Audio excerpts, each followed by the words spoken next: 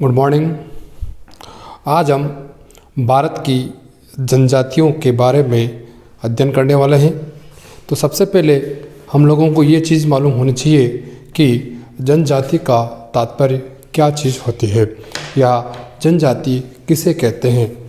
जनजाति का तात्पर्य मानव का या लोगों का ऐसा समूह जो रूढ़िवादी चरित्र के साथ साथ शुरुआत से ही आदिम जीवन व्यतीत करता है, उसे जनजाति के रूप में जाना जाता है।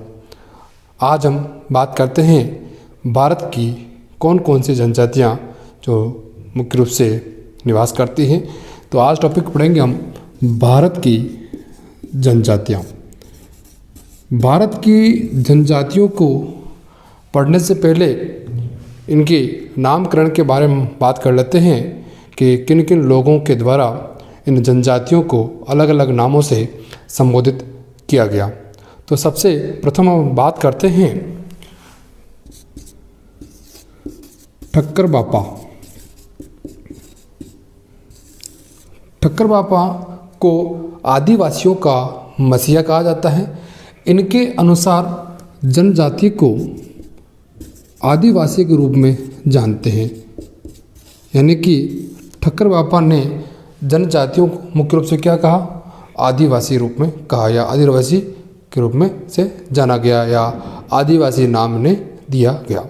दूसरी बात करते हैं सरबेंस नाम के जो विद्वान थे, सरबेंस के द्वारा जनजातियों को एक मुख्य नाम से जाना गया, वो था पर्वतीय जनजाति। पर्वतीय जनजाति यानी सरबेंस ने जनजातियों को या भारतीय जनजाति क्या कहा, पर्वतीय जनजाति के रूप में से संबोधित किया गया। तीसरी बात करते हम तो अंग्रेजों के द्वारा भारतीय जनजाति को एक नाम दिया गया, उसे कहते हैं दलित वर्ग। यानी कि जनजातियों का क्या कहा अंग्रेजों ने, दलित वर्ग के रूप में से संबोधित किया था।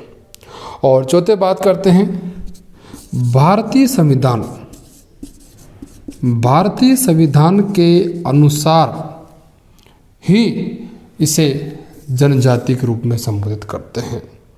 बाकी ठक्कर बापा ने आदिवासी कहा, सरबेंस ने पर्वतीय जनजाति के रूप में संबोधित किया, अंग्रेजों ने क्या कहा, दलित वर्ग का। और भारतीय संविधान के अनुसार इन लोगों को अनुसूचित जनजाति के रूप में संबोधित किया। ये था नामकरण के बारे में। अगली बात करते हैं हम कि भारत की जो जनजातियां हैं उनको हम किस प्रकार से वर्गीकृत कर सकते हैं। यानी कह सकते अगला टॉपिक होगा भारतीय जनजातियों का वर्गीकरण। भारतीय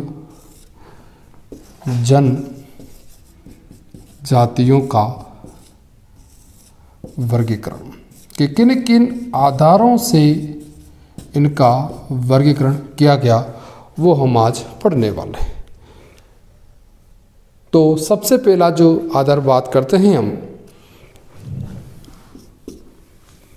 वो होगा किन आधारों पर। सबसे पहले हम आधार की बात करते हैं तो निवास स्थान के आधार पर।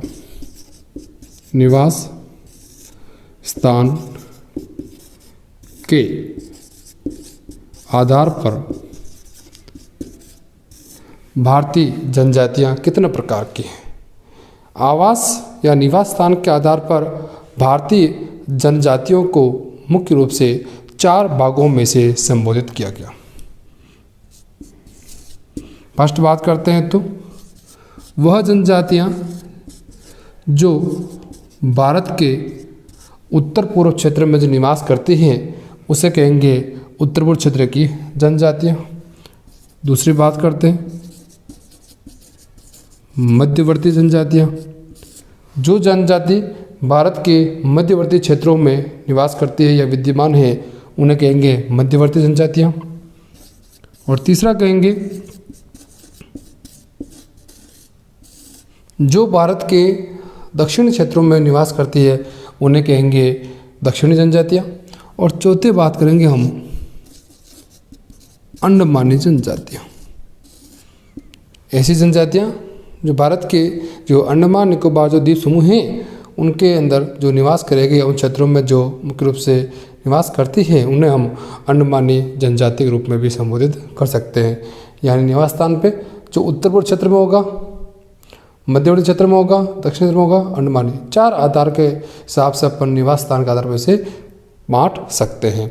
अगली बात करते हैं भाषा के आधार पर। भाषा के आधार पर, भाषा के आधार पर इन्हें 3 भागों में विभाजित करते हैं। पहला बात करते हैं द्रविड़ भाषा के आधार पर। द्रविड़ भाषा के आधार पर जो भारत के लगभग जो दक्षिणी क्षेत्रों में जो जनजातियाँ निवास करती है वह मुख्य रूप से द्रविड़ भाषा का ही मुख्य रूप से उपयोग करती है। यानी दक्षिणी भारत की जो जनजातियाँ हैं वो कौन सी होगी? द्रविड़ भाषा उपयोग करने वाली होगी। दूसरी बात करते हैं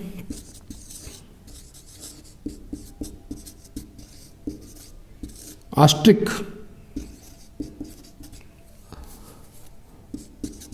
आस्ट्रिक भाषा के आधार पर, आस्ट्रिक मतलब मध्य और पूर्वी जो क्षेत्रों में जो आपके 7 सिस्टर्स जो राज्य हैं, नागालैंड, त्रिपुरा, मणिपुर, मिजोरम, अरुणाचल प्रदेश, मेघालय, इन राज्यों के आसपास में जो भाषा का उपयोग करते हैं वो होगी आस्ट्रिक भाषा। और तीसरी बात करते हैं चीनी तिब्बती भाषा के आधार पर। चीनी तिब्बती भाषा के आधार पर जो वर्गीकृत किया गया उसे कहेंगे चीनी तिब्बती भाषा का आधार, जो मुख्य रूप से भारत के उत्तरी और पूर्वी क्षेत्र के में जो राज्य आते हैं उनमें जो जनजातियां हैं उस प्रकार में ये चीनी तिब्बती भाषा का उपयोग करेंगे। जैसे एक छोटे से मैप के अंदर देख सकते हैं हम,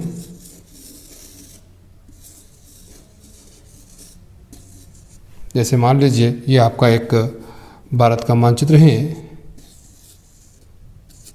इस मानचित्र के अकॉर्डिंग द्रविड़ भाषा की बात करते हैं तो ये क्षेत्र आ जाएगी। आस्ट्रिक भाषा की बात कर रहे हैं तो ये वाला क्षेत्र आ जाएगा। और चीनी तिब्बती की बात करेंगे तो ये वाला क्षेत्र इसमें सम्मिलित कर लिया जाएगा। तीसरे आधार की हम बात करते हैं तो तीसरा जो बात होगा वो होगा संस्कृति के आधार पर। संस्कृति के आधार पर जनजाति का वर्गीकरण। संस्कृति की बात करते हैं तो संस्कृति के आधार पर इन्हें 3 भागों में विभाजित करते हैं। फर्स्ट होगा आदिम, दूसरा एकाकी और तीसरे की बात करते हैं कुलीन आदिवासी। कुलीन आदिवासी। संस्कृति का तात्पर्य है कि जो जनजातियां हैं उनका जो रहन सहन किस प्रकार का था उनके आधार पर 3 भागों में।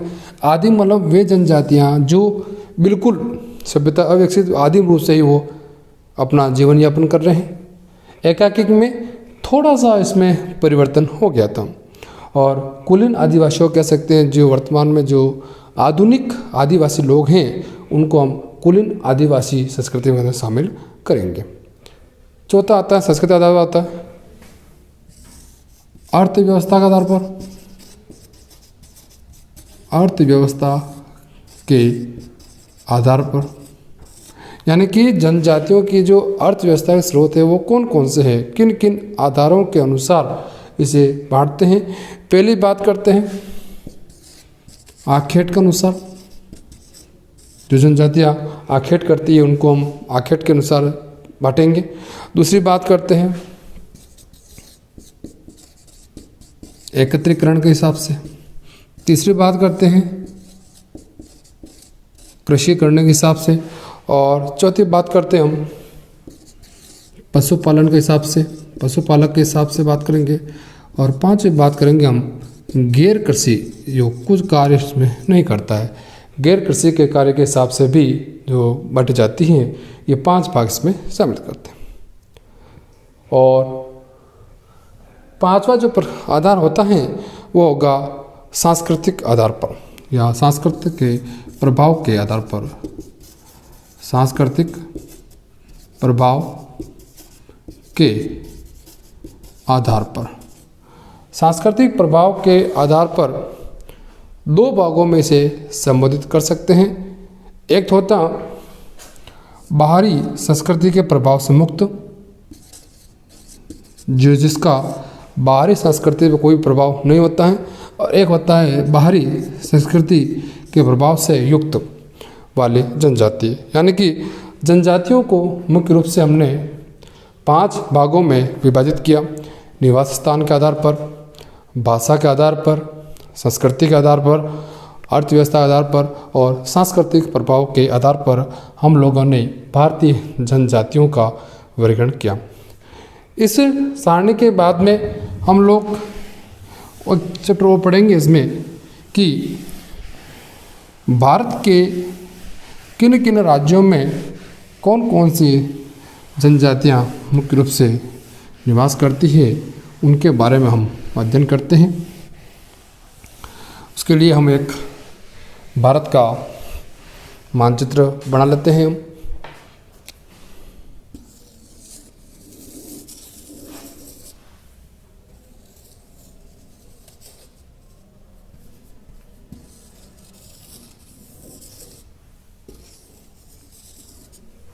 जैसे आपका ये भारत का मानचित्र है। इस मानचित्र के अनुसार हम देखेंगे कि किन किन राज्यों में कौन कौन सी जनजातियां निवास करती हैं। आप भारत के मानचित्र पर लगभग 87 राज्यों की स्थिति आपको मालूम होनी चाहिए, 28 राज्यों की स्थिति मालूम आपको होनी चाहिए कि कौन सा राज्य कहाँ पर स्थित है। तो हम जनजातियों की बात करते हैं तो सबसे पहले अपन ये देख लेते हैं कौन सा राज्य किस स्थान पर स्थित है, थोड़ा सा एक समरी मालूम हो। इस स्थान पर जो क्षेत्र आ रहे हैं उसे कहेंगे लद्दाख केंद्र शासित प्रदेश। यहाँ पर जो आएगा उसे कहेंगे जम्मू केंद्र शासित प्रदेश। उसके बाद पंजाब, राजस्थान, गुजरात, महाराष्ट्र, गोवा, कर्नाटक, केरल, तमिलनाडु, आंध्र प्रदेश, उसके बाद आता है उड़ीसा, फिर आ जाएगा आपका उत्तराखंड, हिमाचल प्रदेश, यूपी और सिक्किम, उसके बाद अरुणाचल प्रदेश, नागालैंड, मणिपुर, मिजोरम, त्रिपुरा, मेघालय, असम। ये कर कुछ राज्य हैं, इनकी स्थिति आप लोगों को मालूम होनी चाहिए। तो हम बिना समय गंवाए बात करते हैं भारत की जो जनजातियां हैं, कौन कौन से राज्य में कौन कौन सी जनजातियां निवास करती हैं। सबसे पहले बात करते हैं हम नागालैंड राज्य में। इनके 7 सिस्टर के राज्यों को थोड़ा देख लें, आप हल्का सा कन्फ्यूज होते हैं कि कौन सा राज्य कहाँ पर हैं। तो यहाँ पर राज्य होगा आपका अरुणाचल प्रदेश राज्य, यहाँ होगा नागालैंड राज्य, यहाँ होगा मणिपुर राज्य और यहाँ होगा मिजोरम राज्य। तो सबसे पहले हम बात करते हैं नागालैंड में। नागालैंड में कौन कौन सी जनजाति निवास करती है। नागालैंड में एक जनजाति का नाम तो है नागा जनजाति। कौन सी जनजाति आएगी? नागा जनजाति। और एक आएगी कोन्यक जनजाति। में कुछ महत्वपूर्ण राज्यों के जनजातियों के बारे में ही अध्ययन करेंगे अपन, और बाकी संपूर्ण की बात मैं PDF में शेयर कर दूंगा आपको। तो नागालैंड राज्य में नागा जनजाति प्रमुख है और कोन्यक जनजाति प्रमुख मानी जाती है। उसके बाद बात करते हैं मणिपुर में। मणिपुर की जनजाति का नाम आएगा कुकी जनजाति। कई बार कॉम्पिटिशन एग्जाम में पूछा जा चुका है कि कुकी जनजाति का संबंध किस राज्य से माना जाता है, तो होगा मणिपुर राज्य। अगली बात करते हैं मिजोरम। मिजोरम में एक जनजाति होगी मिजो जनजाति और एक होगी लाखर जनजाति। मिजो जनजाति और लाखर जनजाति इसमें आएगी। उसके बाद बात करते हैं हम मेघालय। यहाँ आता अपना त्रिपुरा राज्य आता है, त्रिपुरा यहाँ आता है मेघालय। मेघालय मेघालय की जनजातियों की बात करते हैं तो मेघालय में 3 पहाड़ियाँ जो विश्व प्रसिद्ध है, आपने नाम सुना होगा, गारो, खासी और जयंतिया। गारो, खासी और जयंतिया, इन तीनों पहाड़ियों के आधार पर ही इन जनजातियों के नामकरण हुए हैं। तो गारो जनजाति, खासी जनजाति और जयंतिया जनजाति। और इनके अलावा एक जनजाति और आती है, जनजाति का नाम होगा मिकिर जनजाति। वो भी कहाँ होगी? आपकी मेघालय राज्य में प्रमुख से निवास करती है या विद्यमान है। मेघालय की बात करते हैं, त्रिपुरा, यहाँ आता अपना त्रिपुरा, यहाँ करेगी त्रिपुरा। त्रिपुरा में जनजाति का नाम होगा रियांग जनजाति। कौन सी होगी? रियांग जनजाति। अगली बात करें त्रिपुरा के बाद में आता है अरुणाचल प्रदेश। अरुणाचल प्रदेश में यह पूर्व क्षेत्र आ रहा है आपका, उसमें जनजातियों की बात करते हैं तो आती फर्स्ट आती है डफला। डफला जनजाति। एक होगी आपातानी, क्या होगी? आपातानी जनजाति। और एक जनजाति होगी मिसमी जनजाति। मिसमी जनजाति, ये मिसमी, डफला, आपातानी, ये किस राज्य की आएगी? अरुणाचल प्रदेश में निवास करने वाली प्रमुख जनजातियाँ। उसके बाद करते हैं असम। ये इस क्षेत्र में पूरा निवास कर रहा है असम। असम की जनजातियों की हम बात करते हैं तो असम में जनजाति में आती है, एक तो आती है लुसाई जनजाति। लुसाई जनजाति का संबंध किस राज्य से है? असम राज्य है। लुसाई जनजाति के बाद में आता है एक मिरी जनजाति। मिरी जनजाति का संबंध भी किस राज्य से माना जाता है? असम राज्य से माना जाएगा। इसके बाद आता है पश्चिम बंगाल। पश्चिम बंगाल यहाँ से लेकर यहाँ तक है पूरा पूरा। पश्चिम बंगाल में जो जनजातियाँ हैं उसके नाम में आता है, पहला आता है लोधा, लोधा जनजाति, और एक आएगा भूमिज जनजाति। कौन सी आएगी? भूमिज जनजाति। किसकी आएगी? पश्चिम बंगाल से संबंधित। और एक और आती है लेप्चा, जो इम्पोर्टेंट मानी जाती है। लेप्चा जनजाति का संबंध भी पश्चिम बंगाल से माना जाता है। अगली बात करते हैं पश्चिम बंगाल के अगले वाले पार्ट में आते हैं तो सिक्किम जनजाति। सिक्किम ये रहा अपना। सिक्किम में एक जनजाति बहुत फेमस है, लेप्चा। आप सोच रहे होंगे सर सिक्किम में भी है और इसमें भी है, हो सकती है, कुछ वो नहीं है कि कोई जनजाति सिर्फ एक राज्य से संबंधी हो। लेकिन कभी प्रश्न आ जाता है कि लेप्चा जनजाति का संबंध किस राज्य से है, तो उसमें ऑप्शन सिक्किम और पश्चिम बंगाल दोनों इसमें नहीं होंगे, दोनों में से एक राज्य ही होगा।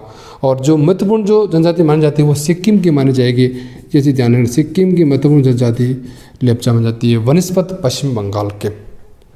अगले बात करते हैं हम तो अंडमान में आते हैं। अंडमान आपका यहाँ पर केंद्र शासित प्रदेश है। अंडमान में आएंगे, एक जनजाति आती है सेंटलीज, सेंटलीज जनजाति, और एक आएगी जारवा जनजाति। जारवा, ये जारवा जनजाति के बारे में बहुत बार प्रतियोगी परीक्षा में प्रश्न आ चुका है कि जारवा जनजाति का संबंध किस क्षेत्र से माना जाता है, तो वो होगा अंडमान निकोबार में। और कई बार सेंटलीज के बारे में पूछ रहते हैं तो आपको मालूम होना चाहिए कि अंडमान निकोबार में सेंटलीज जनजाति मुख्य रूप से निवास करती है। अगली बात करते हैं अंडमान के बाद लक्षद्वीप। लक्षद्वीप इच्छा जाता है, यहाँ होगी वासी जनजाति। लक्षद्वीप में कौन सी जनजाति होगी? वासी जनजाति का संबंध लक्षद्वीप से माना जाता है। अगली बात करते हैं तमिलनाडु में। तमिलनाडु की बात कर रहे हैं तो मालूम होना चाहिए तमिलनाडु का, यहाँ पर तमिलनाडु में टोडा जनजाति बहुत पूछा जा चुका है। या कभी ये होता है तमिलनाडु की कौन सी जनजाति टोडा, या कभी ये भी आता है कि नीलगिरी पहाड़ियों के आसपास निवास करने वाली कौन सी जनजाति हो, तो वो भी कौन सी होगी? टोडा जनजाति ही होगी। अगली बात करते हैं आंध्र प्रदेश में। आंध्र प्रदेश ये रहा आपका, यहाँ की एक तो आती है बंजारा जनजाति। कौन सी आएगी? बंजारा जनजाति। एक आती है चोचू, एक आती है चेंचू जनजाति, और एक आती है लंबाड़ा। लंबाड़ा जनजाति, चेंचू जनजाति का संबंध किससे माना जाएगा? आंध्र प्रदेश से माना जाएगा। ये पूरा क्षेत्र कौन सा आ रहा है आपका? आंध्र प्रदेश वाला क्षेत्र इसमें शामिल होता है। और ये कौन सा होगा? तमिलनाडु वाला क्षेत्र इसमें शामिल होगा। अगली बात करते हैं तमिलनाडु के बाद आता है एक और, तमिलनाडु के बाद आंध्र प्रदेश हो गया, उसके बाद तेलंगाना।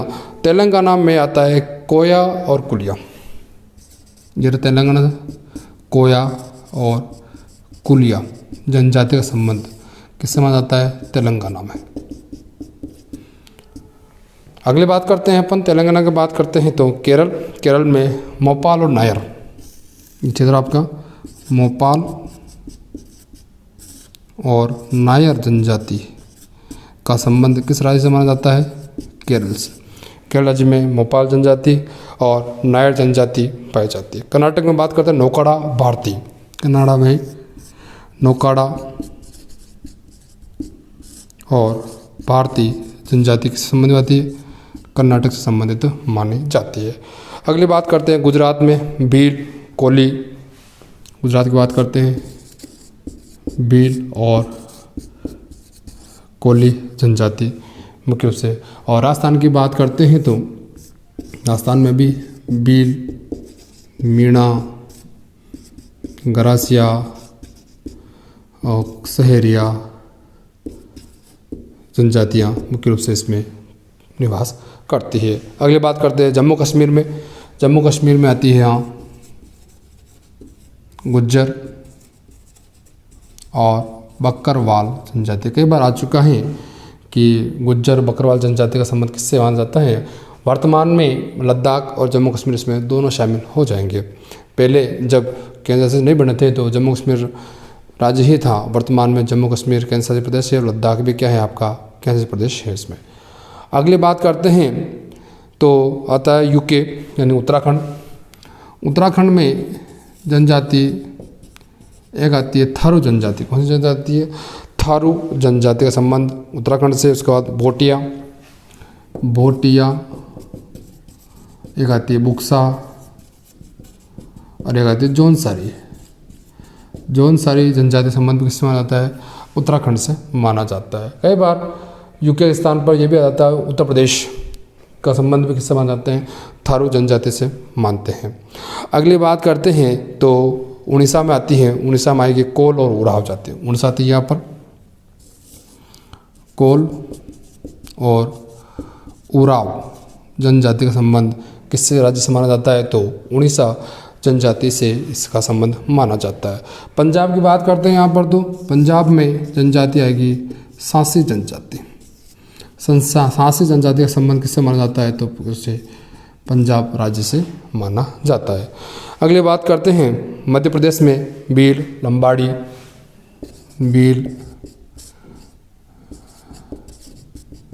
लंबाड़ी का संबंध मध्य प्रदेश से माना जाता है। और महाराष्ट्र की बात करते हैं तो इनमें कुछ छोटी मोटी जनजातियाँ निवास करती हैं। इसके अलावा लास्ट बात करते हैं हम छत्तीसगढ़ में मौर्य जनजाति बात कर। छत्तीसगढ़ में यहाँ आता है मौर्य जनजाति मुख्य रूप से यहाँ पर निवास करती है। ये था प्रमुख राज्यों का कौन कौन से राज्यों में कौन कौन सी जनजातियाँ मुख्य रूप से निवास करती हैं उनके बारे में आज अपन ने अध्ययन किया है। ये थे सभी आपकी जनजातियाँ कि भारत के राज्यों में निवास करने वाली कौन कौन सी जनजातियाँ हैं। यह था आज का टॉपिक। इसके अगले वाले चैप्टर में हम लोग ये पढ़ेंगे कि भारत की जो जनजातियाँ हैं 2011 की जनगणना के अनुसार कौन कौन सी जनजातियाँ हैं या कितने % भारत में निवास करती हैं और अधिक और सबसे कम क्षेत्रफल और प्रतिशत के अनुसार जो अनुसूचित जनजाति अपन एसटी बोलते हैं वो कितने % है, कहाँ पर निवास करती है, कम निवास कहाँ करती है। और उसके बाद में एक टॉपिक और पढ़ेंगे इन जनजातियों से संबंधित महत्वपूर्ण कौन कौन से शब्दावलियाँ जो प्रतियोगी क्रिया संबंधी पूछ जाती हैं, अगले टॉपिक में पढ़ेंगे। Thank you very much.